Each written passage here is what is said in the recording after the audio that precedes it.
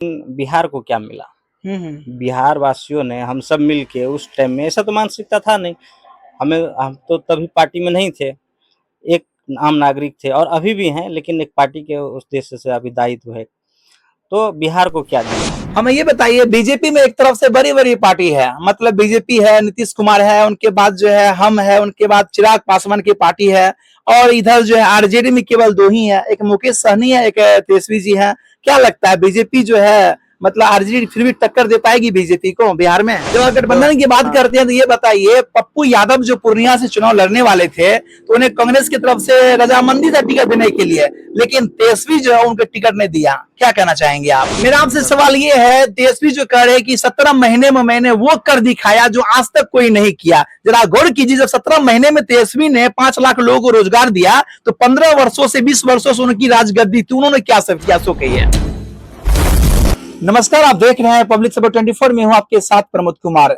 इस वक्त हमारी टीम है सुपौल जिला में दोस्तों, जैसे कि लोकसभा का चुनाव अंतिम चरण पे है, इसी कड़ी में हम बात करने के लिए जा रहे हैं आरजेडी के एक नेता से। जानने का प्रयास करेंगे कि बीजेपी एक तरफ दांव ठोक रही है कि 40 में 40 सीट हम बिहार से ला रहे हैं, और एक तरफ से आरजेडी के जो दिग्गज नेता लोग हैं वो कह रहे हैं कि बिहार में हम जो है 40 सीट ला रहे हैं। आइए जानने का प्रयास करेंगे आखिर किनकी मतलब राज गद्दी आएगी और कौन बिहार में राज करने के लिए तैयार रहेंगे। सबसे पहले आपका बहुत बहुत स्वागत है। नमस्कार, आपका भी बहुत बहुत स्वागत। क्या कैसे हैं आप? बढ़िया, बहुत अच्छा है। क्या कहना चाहेंगे आप? आरजेडी के नेता है और बिहार में जो है एक तरह से आरजेडी और बीजेपी दोनों में कड़ी टक्कर है। एक तरफ आरजेडी कह रही है हम 40 सीट ला रहे हैं, एक तरफ बीजेपी कह रही है हम पूरी 40 के 40 सीट ला रहे हैं। आपका क्या प्रतिक्रिया है? देखिए, प्रतिक्रिया अभी क्या देना है, ये तो जनता के मूड पे तय करती है। बीजेपी तो ठीक है, जनाधार सबने दिया मिलके, 39 सीट आए उनको, लेकिन बिहार को क्या मिला? बिहार वासियों ने हम सब मिलके उस टाइम में, ऐसा तो मानसिकता था नहीं, हम तो तभी पार्टी में नहीं थे, एक आम नागरिक थे और अभी भी हैं, लेकिन एक पार्टी के उस उद्देश्य से अभी दायित्व है। तो बिहार को क्या दिया? बीजेपी गवर्नमेंट बिहार को कुछ नहीं दिया सिवाय 10 साल में जुमले का। तो 40 सीट का वो दावा करे, देश में प्रधानमंत्री फिर से दोबारा बनने का दावा करे, इन सब बातों पे हम लोग नहीं जाते हैं। हम लोग का जो मेहनत है और जो काम है उस पर हम लोग वोट मांगे हैं, और उसी के अनुपात में इस बार जनता ने वोट किया है। क्या लगता है नीतीश कुमार के 17 महीने का जो कार्यकाल है, जो कहते हैं 17 महीने में मैंने 5 लाख लोगों को रोजगार दिया है, ये पब्लिक का जो है मूवमेंट चेंज हो पाएगा तेजस्वी के प्रति? देखिए, 17 महीने में जो बोल रहे हैं मुख्यमंत्री, जो 5 लाख नौकरी दिए हैं, नीतीश कुमार का खास करके बात कर रहे हैं, तो 15 साल पहले भी तो सरकार में थे। हाँ। तो दे सकते थे, बिल्कुल। तेजस्वी जी के साथ में जब आए तो घोषणा किए। 15 अगस्त में सबने, आप लोगों ने भाषण सुना होगा और न्यूज़ पे भी चलाया होगा आप लोगों ने, कि उन्होंने कहा कि 10 लाख हम लोग रोजगार देंगे, 5 लाख जिसमें सरकारी नौकरी, 10 लाख तक रोजगार देंगे। मुख्यमंत्री जी खुद घोषणा की, तो उस टाइम में तो माननीय तेजस्वी यादव के साथ में थे। हमें ये बताइए, बीजेपी में एक तरफ से बड़ी बड़ी पार्टी है, मतलब बीजेपी है, नीतीश कुमार है, उनके बाद जो है हम है, उनके बाद चिराग पासवान की पार्टी है, और इधर जो है आरजेडी में केवल दो ही है, एक मुकेश सहनी है, एक तेजस्वी जी है। क्या लगता है बीजेपी जो है, मतलब आरजेडी फिर भी टक्कर दे पाएगी बीजेपी को बिहार में? बिल्कुल टक्कर है, और टक्कर दे रही है और दे पाएगी। और किसी के साथ रहने और नहीं रहने से कोई फर्क नहीं पड़ता है। जो राजनीति का जो एक स्टैंड होना चाहिए, उस पर अगर सही राजनीतिक हो तो हमें लगता है जनता जरूर चाहेगी। और अभी भूले भटके से जो गलती हो चुका है उनका पछतावा जरूर हो रहा होगा। ठीक है, अच्छा बताइए, आप जो है कितने वर्षों से आरजेडी में जुड़े हुए हैं? लगभग हम 2-3 वर्ष हो गया है। इससे पहले हम जिला कमेटी में थे। जिला कमेटी में थे। इस बार अभी क्या चीज है? अभी हम प्रखंड अध्यक्ष है युवा के। प्रखंड अध्यक्ष युवा के हैं। क्या लगता है, ये बताइए, बिहार की रणनीति एक तरह से जो है चर्चा का विषय रहा है, इस वक्त में कितनी सीट ला पाएगी आरजेडी बिहार में? देखिए, आरजेडी या पूरा हम लोग गठबंधन का बात कर लेते हैं, तो कोई ये हम कैसे कह सकते हैं कि हमें 20 सीट मिलेगा या 25 से हम 28 लेंगे, हम तो कहेंगे हमारा भी 40 to 40 सीट आ रही है। जब गठबंधन की बात करते हैं तो ये बताइए, पप्पू यादव जो पूर्णिया से चुनाव लड़ने वाले थे तो उन्हें कांग्रेस की तरफ से रजामंदी था टिकट देने के लिए, लेकिन तेजस्वी जो है उनको टिकट नहीं दिया, क्या कहना चाहेंगे आप? देखिए अब ये पार्टी लेवल में अंदरूनी क्या बात है, इस पर तो हम लोग उतना नहीं जानते हैं, जो उसका जवाब देना उचित नहीं जानते, लेकिन आप एक अंग है, एक हिस्सा है आरजेडी के, ये बताइए तेजस्वी चाहती है ना कि कोई हमारे अलावा कोई नहीं आए मैदान में?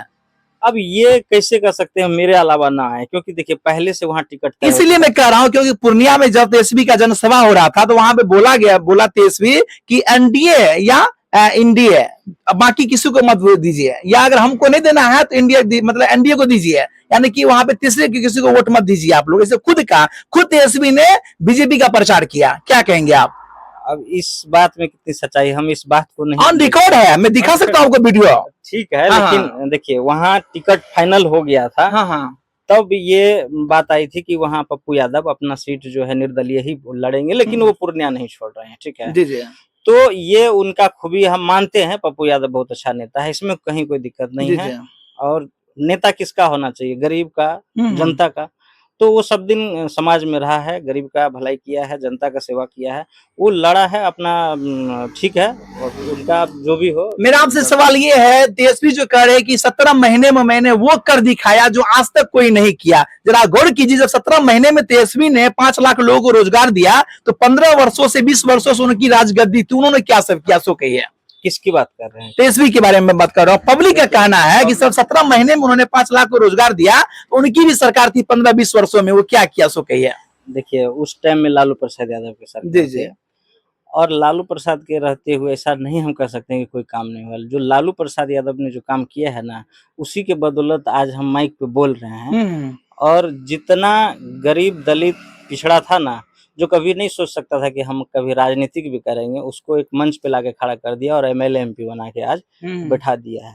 तो लालू यादव के समय में अगर देखिए छवि पे अगर किसी चीज पे अगर उंगली उठा रहे हैं जो भी है, तो ये आज का जो मानसिकता है बीजेपी का कि थोड़ा थोड़ा के लिए उसको खरीद लो, सरकार तोड़ दो, सरकार बना लो, जेल में डाल दो, ईडी सीबीआई ऐसे, इस तरह का तो अभी धंधा है, लेकिन बहुत दिनों तक नहीं चलने वाली है। क्या लगता है ईडी सीबीआई जो गलत कर रही है, जो भ्रष्टाचार है, जो भ्रष्टाचार के आरोपी है, उनको तो जेल में जाना ही पड़ेगा ना?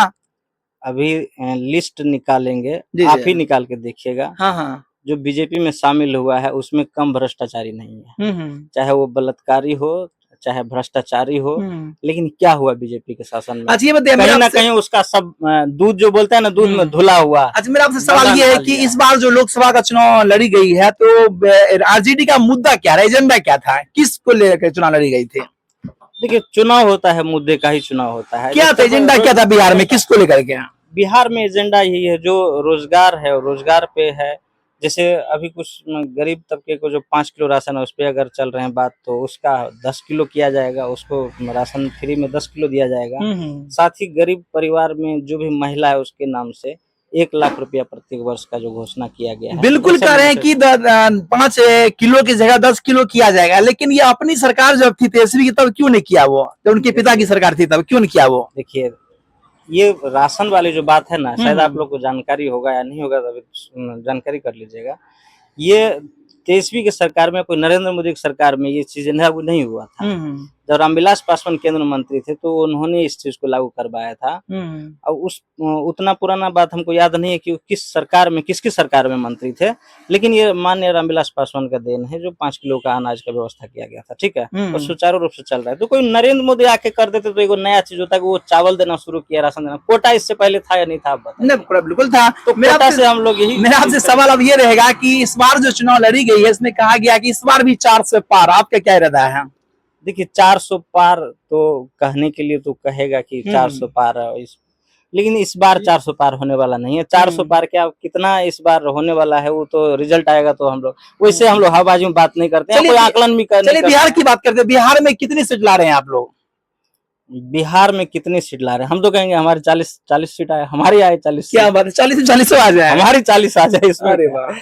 अब बाकी जिस दिन रिजल्ट होगा उस दिन पता। देखिए जनता, नेता उसमें भी है, नेता हमारे पार्टी में भी है, सब अपने अपने क्षेत्र में जो काम किया है। मान के चलिए हम अपने क्षेत्र का बात कर लेते हैं, जो काम नहीं करेंगे तो उसको वोट कहाँ से?